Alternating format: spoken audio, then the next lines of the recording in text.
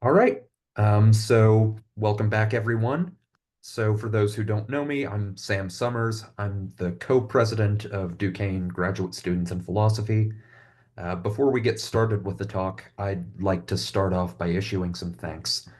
First and foremost, I'd like to thank all my fellow organizers, especially Jesse, Abigail, Spencer, Austin, and Cameron, for pulling this conference together and making everything run so smoothly. I'd also like to thank all my colleagues who have moderated a panel this weekend: Katie, Samantha, Jack, Abigail, and Drew. Finally, I'd like to thank all our panelists for their excellent and deeply engaging work. Each panel has been a real pleasure to learn from. Now, it's my honor and pleasure to introduce Dr. Peli Greitzer.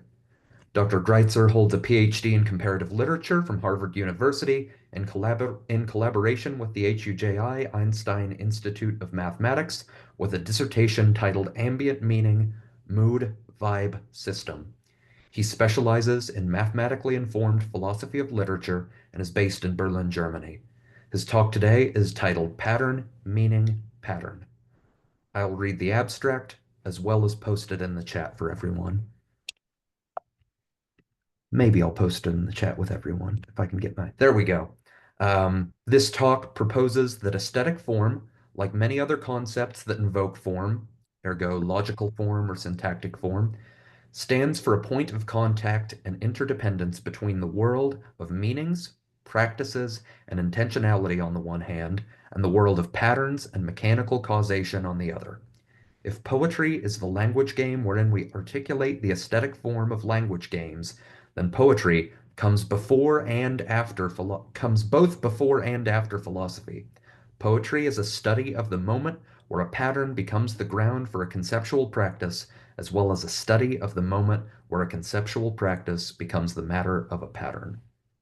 The talk will explore these ideas with references to the work of Kant, Shelley, Wilfrid Sellars, Adrian Piper, and Sylvia Wynter, as well as to concepts from algorithmic information theory and modern machine learning.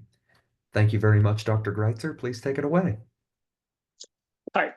Um, so I decided to actually narrow down the references a little bit and do a talk that's more focused on Kant and really digs into it because I'm excited for the kind of Q&A we can have about it. So yeah, we'll see how it goes and where it takes us.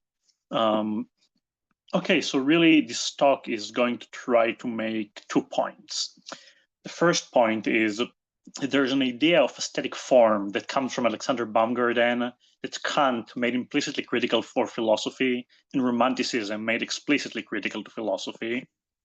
Then the second point is that the idea of aesthetic form has something to do with the interface between the conceptual and the empirical, or even with the nature of the empirical conditions for the possibility of the conceptual. So what do I mean by aesthetic form? I mean a form, something in the family of pattern or structure, that can, at least de facto, only be represented aesthetically. What do I mean by aesthetically? Well, it's actually hard to say other than the concept that Alexander Gottlieb Baumgarten coined in 1735 in order to talk about poetry as ineffable thought. Baumgarten's 1735 treatise on poetry was, in many ways, the first time anyone in Europe talked about poetry as ineffable. Until Baumgarten, the essential mark of poetry was that it's made up, and maybe secondarily, that it's emotive or concrete. For Baumgarten, though, studying poetry demonstrated that anything we can think explicitly, not just concrete objects, but patterns, comparisons, abstractions, expectations, generalizations, values, relations, we can also think ineffably, concluding that this discovery about the nature of ineffable representation through poetry calls for a new field of study. Baumgarten coined the term aesthetics as a name for the philosophy of sensate, i.e. imagistic, sensory, intuitive, ineffable cognition. While the possible applications of the new subfields were wide-ranging, in reality, Baumgarten focused on mostly the theory of value in good poetry. Still, for all that aesthetics quickly came to mean the study of beauty or taste after Baumgarten, just well to remember that for Baumgarten, good poetry was nothing but good thinking of a special kind. And so that aesthetics was really founded as a subfield of logic. Logic is the theory of good affable thinking, and aesthetics is the theory of good ineffable thinking. Baumgarten's theory of good poetry, this is of good ineffable thinking, had a kind of absurd computer science brilliance to it. Good poetry, for Baumgarten, is simply a large quantity of sensate thought. The trick to this absurd sounding idea is that to think a lot, but all at once, we have to think associatively, self-referentially, vividly, temporally, spatially, emotionally, analogically, particularly, generally, recursively, anything and everything that keeps our thoughts interconnected in a living whole. So, for Baumgarten, ideas, it's like a thought has to remain connected in order to remain one thought. Therefore, in order to have a great quantity of thought that's still a single thought, you have to constantly be building all these felt connection of every rational and intellectual kind. And for Baumgarten, these interconnections themselves, as we grasp them, not only maintain the manifold of ideas as one thought, but also enter into it as ineffable thoughts of relations, and then as ineffable thoughts of relations, of ineffable thoughts of relations, and so on, until we reach the fullness of beautiful thinking. Even our experience of the poem's beauty, finally, is the ineffable thought of the overall interconnection of the manifold of ineffable thought, completing the beautiful thought with thought of its own beauty. For Baumgarten, thought coming to the thought of its own beauty was a kind of sensate QED, our faculty of sensate reason recognizing the completeness of a thought. So aesthetic form for Baumgarten was a kind of rational completeness of quasi-sensory representations of relations among quasi-sensory representations. And while Baumgarten, the idea of aesthetic form were received with a lot of interest and a lot of enthusiasm immediately, especially among artists and poets, I want to argue that it was really during the Kantian moment, 50 years later, that these Baumgartenian ideas became key to quote unquote core philosophical concerns. So I'm going to be talking about Kant's role in aesthetics, but not about the more familiar stuff. I'm not going to be talking about the free play of the faculties, about purposiness without purpose, about disinterested judgment, about universality, and so on. My interest is rather in Kant's doctrine of aesthetic ideas, present especially in his discussion of poetry, and of the relation between his doctrine of aesthetic ideas and the regulative ideas of reason in the critical transcendental philosophy as a whole. And the water break.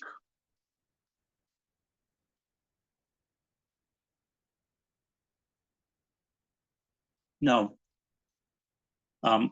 Kant's critical philosophy, as we all know, dismissed rational completeness of the classical German metaphysics kind as delusion, but in fact it also expressed certain warm feelings for poetic analogues to rational completeness, for a kind of sensate analog rational completeness that Baumgarten called beauty and that I'm going to be calling here aesthetic form.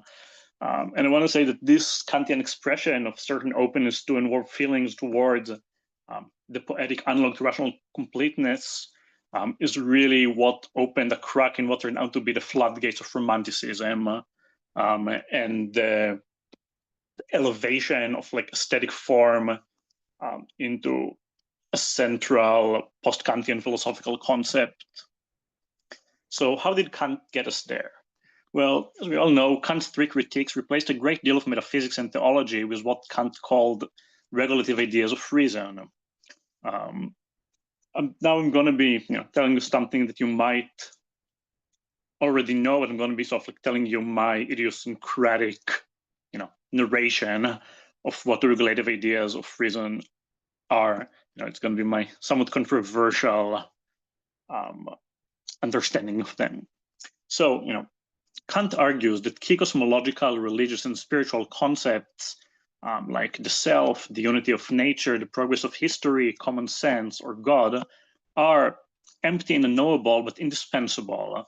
We think we know these world-giving, life-giving, meaning-giving absolutes by the immediacy of revelation or by the ascent of reason, but truly they are incomprehensible and possibly unreal.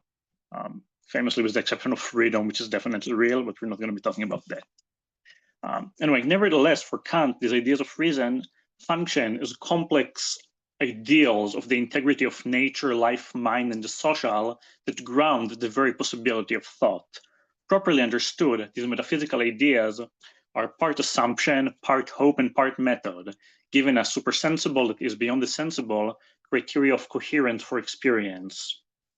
It's these ideas of coherence, given in the strange form of false revelations of the absolute, that guide us in the higher workaday functions of reason. We rely upon them to distinguish real from unreal and objective from subjective, to construct theories and make inferences, to formulate practical maxims, and to calibrate the production and application of concepts. To give up totally on these ideas and the methods, assumptions, heuristics, and the hopes that they embody is to let life and mind collapse. Kant still insists for all of that demystification of ideas like, God, logos, cosmos, and so on, that we do have to formulate our ideals of coherence as concepts of transcendent objects. All this regulative work, Kant says, is best brought about solely and exclusively by a schema considers as if it were an actual being. For Kant, a life world has to imitate the course of traditional German metaphysics and posit the soul, logos, and God, to this time just as schemas for keeping itself together. One way to think about romanticism is as the thesis that, in fact, what a life world needs is more like an aesthetic form, not Kant's strange pantomime of metaphysical ascent, but the interconnectedness of Baumgarten's beautiful thinking. So Professor, we can kind of think about the transition from Kant proper to post-Kantian romanticism as either the replacement of or the reinterpretation of the regulative ideas of reason as aesthetic forms. That this subversion of Kant quickly became kind of default for the poet philosophers of the German Romantic movement, all of them free thinkers, atheists, mystics, or Spinozists, is, strange irony given the goals that Kant set to himself when writing the Critiques, especially because Kant's own transcendental cognitive psychology, philosophy of beauty, and explicit rhapsodizing on the power of poetic genius to express reason's idea seem to actually really kind of push us in the direction of this romantic rebellion. So I wouldn't even say that this is like per se, either a replacement of a central Kantian idea or a misreading of Kant, but really going with certain pressures within Kant to the point where they change the whole structure of the enterprise. So what was Kant's theory of poetry, the one that I claim, in fact, kind of pushes us towards the romantic replacement of the ideas of reason with aesthetic form? Baumgarten charmingly called the poetic faculty the analog of reason, or the reason below. Kant, not to be outdone, argued that the poetic faculty is the imagination's analog specifically to the world-making, unimaginable thoughts of pure reason. A work of art, and most of all a poem, creates what Kant called an aesthetic idea, with a capital I, a representation of the imagination which prompts a wealth of thought to which no concept can be adequate and which no language can name. As Kant observes, this gives a kind of symmetry between aesthetic ideas and capital I ideas of reason like God, self, and cosmic logos. As Kant says, an aesthetic idea is the counterpart of an idea of reason, which is conversely a concept to which no intuition can be adequate. Ideas of reason, God, self, logos, are concepts that gave up their grounding in concrete worldly experiences to reach for the transcendent. Aesthetic ideas, by analogy, are concepts that reach for the transcendent while remaining grounded in experience, but give up on being concepts. As the Romantics quickly noticed and Kant artfully avoids observing, this makes poetry a little too good at doing God's job. For Kant, great poems take a concept, it could be a transcendent concept like eternity or God, or an interesting normal concept like envy or death, and drag it to a place halfway between pure reason and experience, where concepts fall apart, but the imagination itself turns into a form of reason. Poetry, Kant says, is an infinitely thorough panorama of a concept's, and here I'm quoting Kant, implications and affinities with other concepts. It opens the mind to an immeasurable field of interrelated thoughts, each one concrete and worldly, held together by the grace of an unnameable pattern. Poetry reaches into an ineffable that binds the mere words of a concept, be it God or envy or dog, to life in thought and feeling.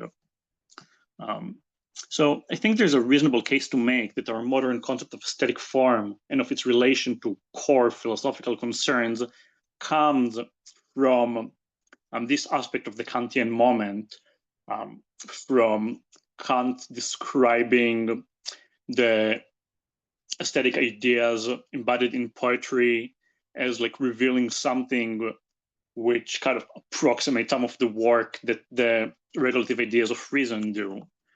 And one says it's really digging into the way Kant thought about the relations of perception, concepts, and world in general, and how aesthetic form or aesthetic ideas that reveal aesthetic forms in the world fit into that can be really clarifying.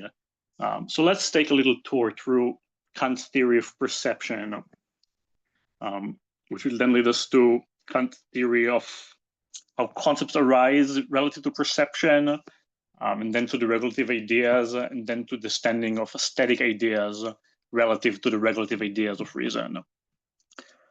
So for Kant, most concepts are composed of a direct experience of pattern called a schema, and a kind of sentential representation of the pattern called a rule. Some people would also call it schema and concept, say that the rule is the concept and the schema is something outside the concept. And I'll be using the terminology of schema and rule as being the two parts of a concept.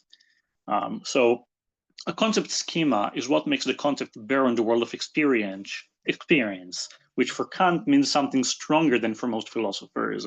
A schema is a method for binding sensations into wholes coherent enough for the mind to hold together. A concept's rule is the interpretation of its schema as equivalent to some linguistic predicate, such that experiential relationships between schemas map to logical relationships between their predicates. The concept dog, for instance, is a schema for experiencing dogs as dogs. That is, a schema for translating certain blocks of spatiotemporal data into dogs. This schema is concretely a recipe for constructing the sequence of dog sensations in my memory from my current dog sensation. Its point, though, isn't so much to produce the sequence as to represent it. For Kant, our only way to represent a sequence of sensory moments is to have a cogent algorithm, that's my term, Kant speaks about a thoroughgoing rule, for building it. What's more, for Kant, this pattern can't mean much as a representation unless in some way general or generalizable or part of a generalizable structure. A pattern that builds or unifies or synthesizes just one manifold is no pattern at all and can synthesize nothing. What we want is a pattern that will build a different sequence of dog sensations given different sensory prompts. A schema's work in this sense is not only to connect the different moments of dog experience, but also to connect one dog experience to the space of all possible dog experiences. This naturally brings us from the schema of a concept to its rule. In cases like dog, our schema of perception gives rise to a predicate like, well, dog. This works because our pattern for perceiving dog-wise interacts with our pattern for perceiving tail-wise, animal-wise, beard-wise, and so on, in ways that nicely map to logical relationships. We can say things like some dogs have short tails, no dogs are birds, all dogs are animals. A short-tailed bird and a short-tailed dog relate in the respect of being short-tailed animals. If X is a dog, then X is necessarily an animal, necessarily not a bird, and possibly short-tailed. That there's like all of these sentential representations and structures are possible because there is a certain like relationship between generative synthesis methods of sensory data. So the logical relations reflect or like live on top of the subconceptual relations between schemata and their operations. As Kant explains in the final volume of the Critical Philosophy, the Critique of Judgment, it is the strength, density, and stability of this graph of relationship, relationships like among schemas, between schemas and concepts, and between concepts and concepts, that makes the existence of a predicate like dog possible at all. The predicate, in turn, translates dog-wise experiences from a kind of intermediary realm between sensation and thought to a proper thought. Behold the dog.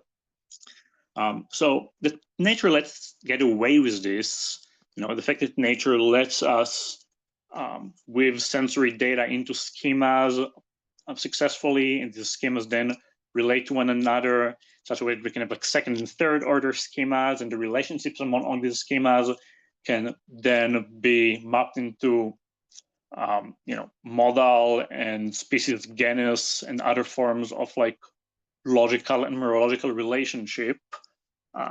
This is all for Kant in some sense extremely mysterious. It's arguably the central mystery of our existence. As we know, Kant's philosophy argues that the structure of thought itself gives us some of the basic quote-unquote Lego pieces of experience, space, time, and a repertoire of like forms of unity we can combine to build sensory data into dogs and cities, trees and solar systems, cabbages and kings. But that both all of these sensory synthesis capacities and conceptual capacities and the actual intuitions supplied by nature for the application of these schemas and conceptual capacity should in fact harmonize in such a way that they can add up to a world is both shocking to Kant and, on some reading of Kant, required for there to be any kind of experience at all. The possibility to have even like one sensory experience depends on the possibility to have at least one concept. The possibility to have at least one concept depends on the possibility to have a network of concept that's sort of like robust and healthy in the right way, which in turn depends again on the relationships between concepts and each other, concepts and schemas and sensory data. There's a whole symphony that has to come together, for even one experience to be had. So it's to deal with the kind of puzzlement of the world making harmony of sensory intuitions, schemas, and concepts, and among sensory intuitions and other sensory intuitions, schemas and other schemas, concepts and other concepts. It makes experience possible that Kant brings in the regulative ideas of reason. The ideas of God, Logos, and Soul express our commitment to subsuming our sensory data in a complex and coherent world of patterns built in the imagination, one that can support concepts and logical relations. And these concepts, again, concepts like God, Logos, and Soul, the ideas, also in the same time express our hope that this world constructed in the imagination will hold up with future sensory data and our determination to pick ourselves up and try again when it does not.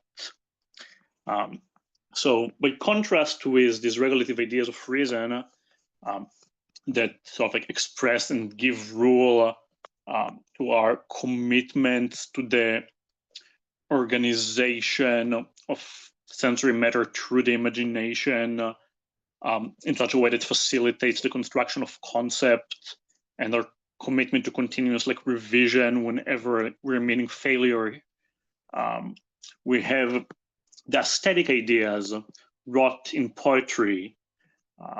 And the difference between the aesthetic ideas wrought in poetry and the regulative idea of reasons is, well, it's in fact not clear what the difference is, except that the regulative ideas of reason point to an empty, or at least opaque to the imagination object as their source of meaning, power, and authority, whereas aesthetic ideas are readily experienced and freely demonstrate their power and integrity to the imagination.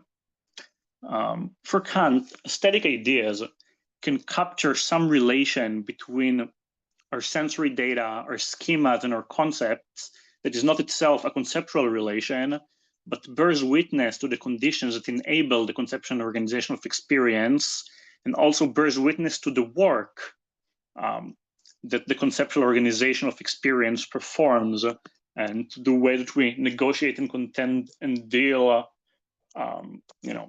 with the sensory world in order to build and maintain those networks of conceptual organization. So, it seems like the aesthetic ideas that Kant talks about when he's discussing like poetry and the relative ideas of like reason should plausibly have some kind of like relation of identity. Kant doesn't want to say that they have a relation of identity. What he wants to say is that the aesthetic ideas can, at their best, show you something about the work that the regulative ideas of reason are doing. He says they can show you their implications and their relations to like other concepts and sort of like their influence. And for him, it's very important that what the aesthetic ideas show about the relative ideas of reason is not their actual object. It's not the God or the logos or whatever that gives them their like authority and like motivation, but rather merely the actual work that they're doing in the world, and the actual conceptually enabling unity that they bring to experience. Now, so I'm kind of like pushing towards the idea that for Kant, there's like a sense which Kant can't really admit, in which the relative ideas of reason can be represented, but only aesthetically. I want to be careful here, though, because it's not like Kant thinks that like the relative ideas of reason can't be articulated like at all in kind of sort of like rule-based pragmatic terms without art. Kant described, for example, the regulative idea of the soul as something like the rule: try to give unified agential explanations of human action as much as possible.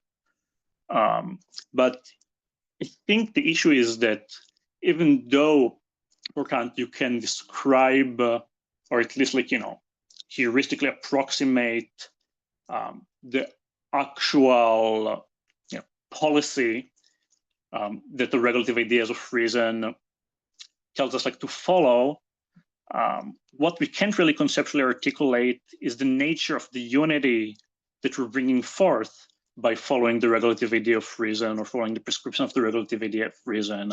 It's the actual like work that an idea like the idea of the soul does, how the idea of the soul does that work, and why this work done instrumentally matters, that Kant thinks that we can't articulate verbally, and and is such that if we want to motivate the work that the idea of the soul does, we will have to fall back on appeal to the object grounding the concept, the possibly empty, fully opaque, inaccessible idea of like the soul.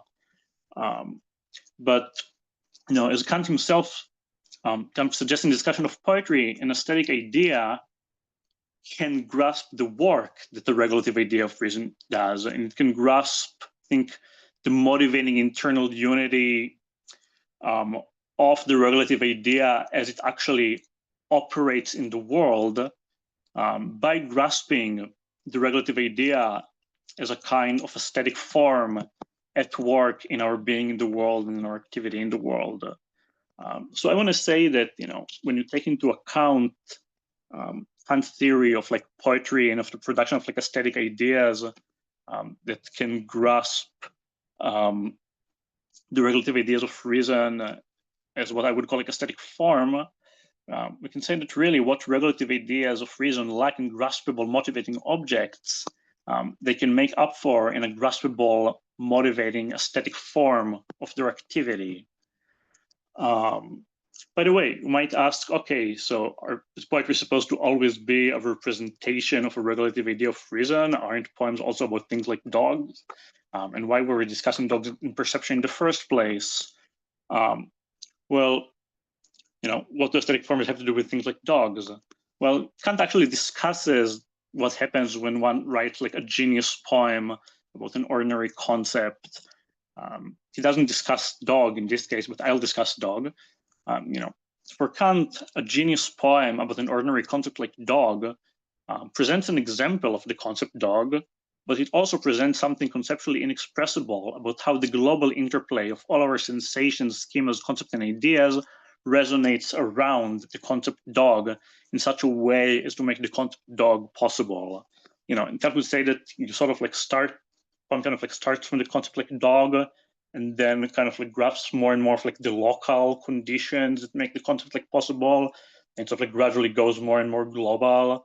And of course, can never capture the whole structure, but it can like articulate a sort of like movement of the imagination acting in its capacities here as a form of quasi-reason, grasping sort of like the shape of the transcendental field around the concept of dog that enables the concept of dog.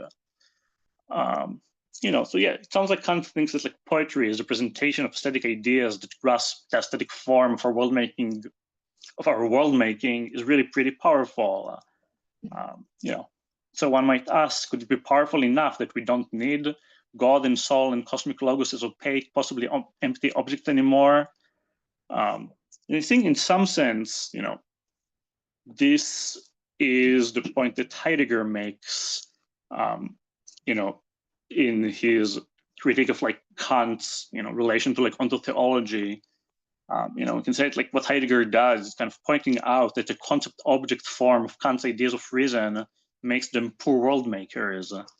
Kant, Heidegger says, falls back on a beings like God, soul, and cosmic logos to explain the being of our life world's way about it, its mode of consistency, its vibe. So I think that this is exactly where Romanticism parts with Kant in declaring that to grasp the ideas of reason, we don't need to peer into transcendent objects behind the ideas, but rather we need to grasp the aesthetic form of their regulative activity. I want to know something that, when I talk about it being mysterious for like Kant, that like certain kinds of conceptually enabling coherence are to be found in the world and in the structure of our concepts and our schemas and so on. There's a kind of way to interpret the shock or the inexplicability or the inability to find justification as an issue about why. Kant can find an explanation of why, concepts are possible. But I think that, within the kind of like German metaphysics paradigm that Kant was working in, the important thing about this why puzzlement was really they're like indistinguishable from like how or like what puzzlements, to not be able to grasp sort of like the cause or the grounds of the concepts enabling unity of experience and of our faculties and of the relation to like raw empirical sensations is really the same as just not being able to grasp the phenomenon, since sort of like effects are meant to be graspable via their causes.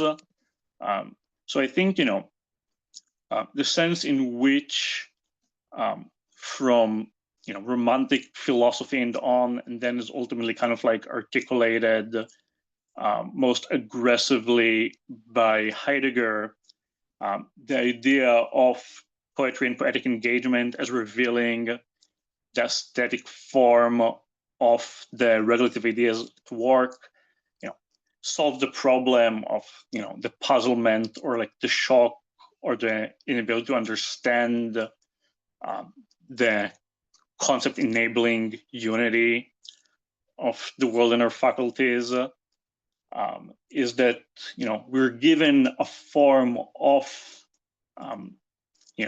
manifold synthesizing representation that's alternative to the kind of manifold synthesizing representation that we get from something like a cause or a reason. I don't want to claim that by being able to sort of like aesthetically grasp the kind of unifying work that we're doing in finding ways to align the world of experience in such a way that we can create concepts. We now have an explanation for why conceptual thought is possible, but rather we have an alternative mode of grasping of how conceptual thought is possible, or what it is for conceptual thought to be possible. So yeah, I'd love to move to the Q&A now. As I kind of said, the message is aesthetic form per Kant is, Kant doesn't use the concept of aesthetic form. Kant talks about aesthetic ideas. They use aesthetic form for the thing that aesthetic ideas grasp. The idea is aesthetic form is kind of the dynamic of the unifying work that makes conceptual thought possible. Thank you so much for listening. Thank you so much. That was amazing. We already have a hand up. I'm going to go ahead and allow Jesse to talk. Hello. Yeah, can you hear me? Hi. Yeah. Hey. Amazing talk. I really, really enjoyed that. And particularly, I had this question right from when you were going into the schematism, and then you mentioned Heidegger, and that went to the exact direction that my mind was going. The end of the work of art essay, where he sort of turns to the Greek temple, right, and the poem is the physical thing that is the conceptual representation, right? I'm curious because this is something that I've been puzzling over in my own sort of research on philosophy of art lately is what relationship this account of aesthetic form to conceptual ideas will have to the relationship between, a sort of art object or conceptual art to the philosophical ideas that they're trying to engage, right? So if you're looking at these sort of contemporary artworks that are very theory driven or even sort of a theoretical fiction or anything like that, how does that sort of aesthetic form then interact with the content of those artistic works? Is there a way of drawing a line between conceptual art and philosophy? That's sort of where my mind. Right. So I think this goes back to the relatively unfulfilled promise of the title of the talk, which was pattern meaning pattern, which gets to something that I didn't talk much about, just because by the time of the talk I was man, I still haven't managed to sort of reach enough of an insight about this topic by the time of the talk. But I'm excited to share the puzzlement that's been haunting me, which is it seems and even I think this is very visible also in my discussion of Kant. There's kind of always ambiguity about do we think that the work that aesthetic deal with is it sub-conceptual or meta-conceptual? Is what we're trying to grasp when we're doing sort of aesthetic work or aesthetic thinking in relation to some concept or body of theory. Are we, so to speak, getting under the skin of the concept or theory and sort of peering into the relationship between the concept or theory and the sort of material or sensorial stuff, for lack of a better word, that this theory or concept itself is directly the sort of synthesis or unification of, or is what we're doing looking at the web of relationships between the work that this concept or theory is doing and the other concepts and theories in the world, and seeing some kind of dynamic there where we're sort of kind of objectifying or materializing the theory or concept itself and seeing it as forming a pattern in the world in relation to other theories of concepts, and then in a way sort of converting the conceptual network itself into sensory matter to be grasped as a pattern and synthesized and leading to sort of the formation of higher order concepts on the basis of this aesthetic synthesis that we now performed on the the network of like concept itself. And I think I've been trying to think about like Kant in this like respect and trying to understand like the relationship between the work that one concept like does in like synthesizing through its schema the manifold of sensations to which it directly applies, and the relations of like the concept and of like its schema to the sort of like totality or like sort of like network of concepts and schemas. And I can first say like what always puzzled me so much, or like what still puzzled me so much about this, which is like part of me originally I kind of really wanted to say that like, oh, Kant really wants to know or wants to deal with the question of how even like a single concept synthesizes the manifold it applies to.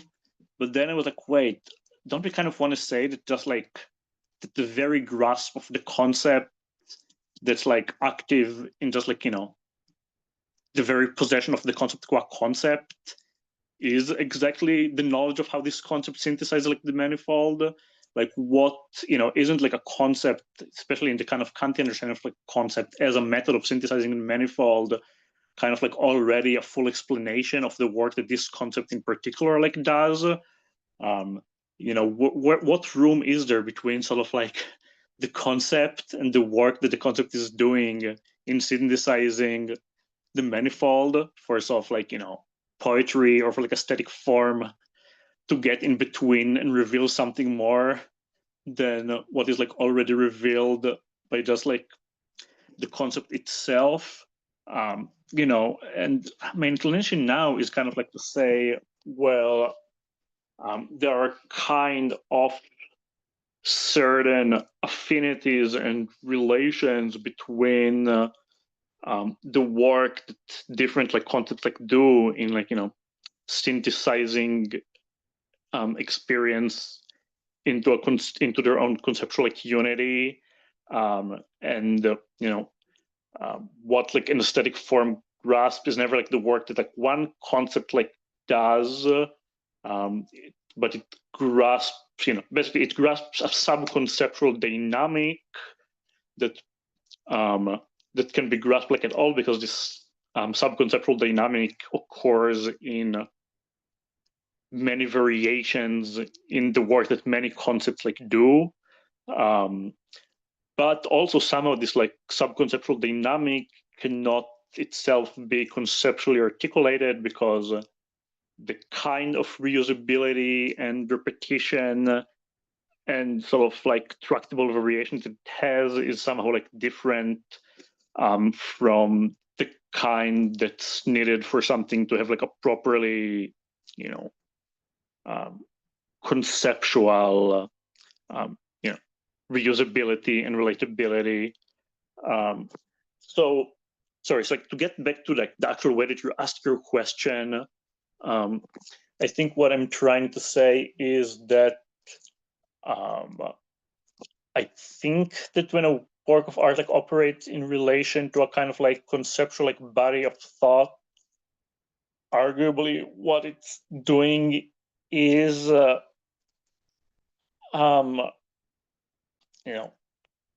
getting under the skin of this like body of thought into its sort of like its interrelations with like raw experience, but in a way, but sort of like this is only possible like at all because there's something generalizable, something pertaining also to similarity and variation between this concept or this body of theory and other concepts or body of theory at the sort of like subconceptual level of how they operate. It's kind of Kantian idea that there's no particular, without potential of like repetition and universal visibility and like relationships of genus and species, kind of like applied to the subconceptual, like art can only hope to sort of like get under a concept, but by also traveling laterally and relating the concept to other concepts. Maybe our ability to sort of like get under the conceptual into the relationship of a concept to sensory reality is kind of like inseparable from our ability to see concepts in the work they do as part of like a pattern to be aesthetically explored and model, relationally and comparatively.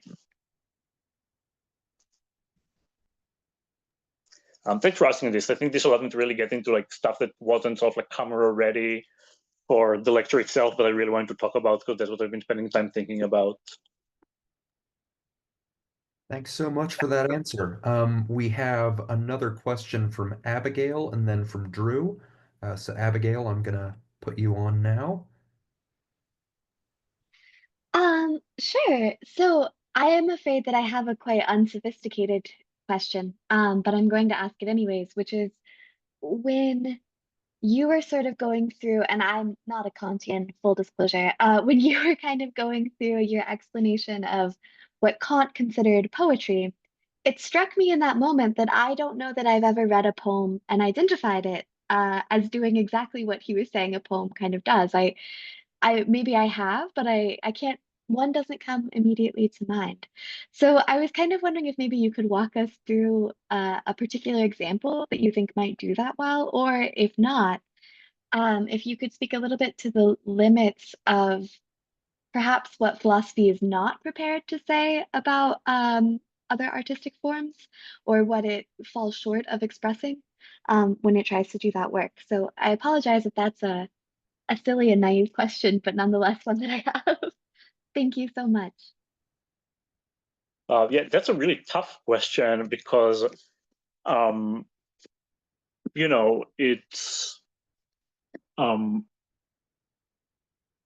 it's always interesting when, like, when we sort of like appeal to things that are sort of like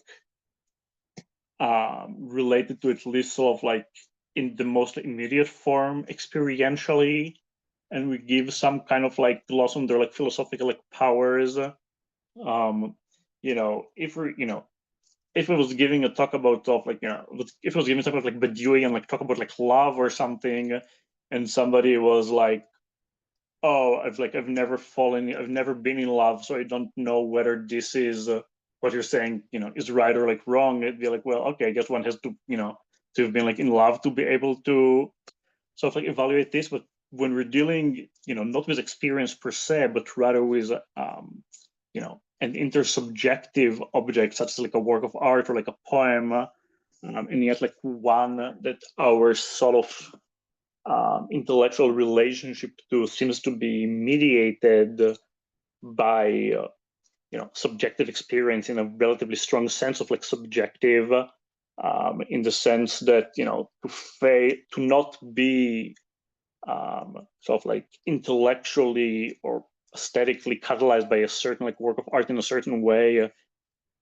is certainly not a kind of like failure of like rule following in the Wittgensteinian sense. It's not like one is sort of like applied one's sort of like rational capacity is like wrong and is like and one can be sort of like corrected, and once one is like corrected, one will get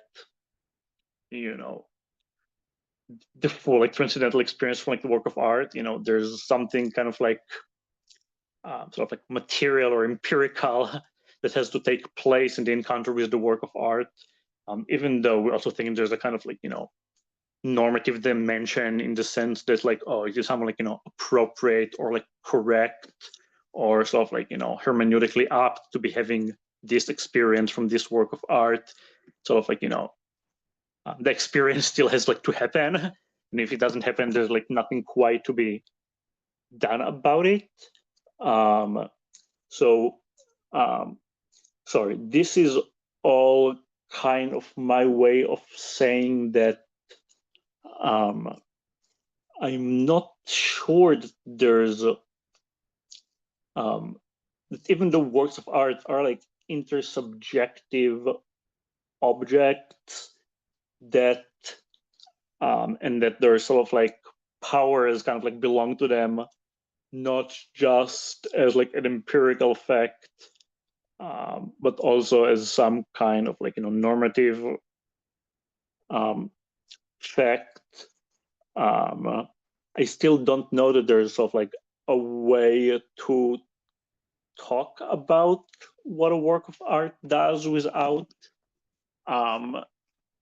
some kind of appeal to what we all sort of like take to have taken place in the encounter with a work of art. And then I guess like one assumes that even if we don't, even if not that many people will recognize a description of these like powers as taking place in the encounter with a particular work of art, still kind of like every person would hopefully recognize it from their encounter with some work of art.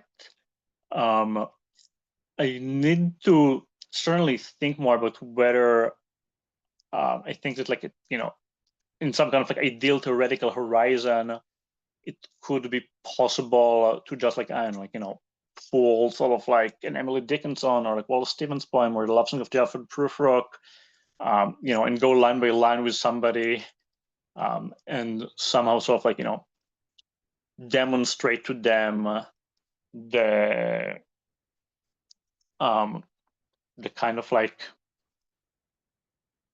aesthetic form of the relative ideas of reason, revealing work being done by the poem. I wouldn't say it's like, I mean, to me it's like it's a really deep, really deep issue, because I think it does have something to do with a way in which like aesthetic properties are like related to works of art, a little bit more like let's say properties of the experience of meditation are related to the physical and mental activities that we do in the process of meditation, then they are similar to sort of like to the way in which moral or like normative or hermeneutic properties are related to the object that they apply to. I sometimes say that it's sort of like there's like the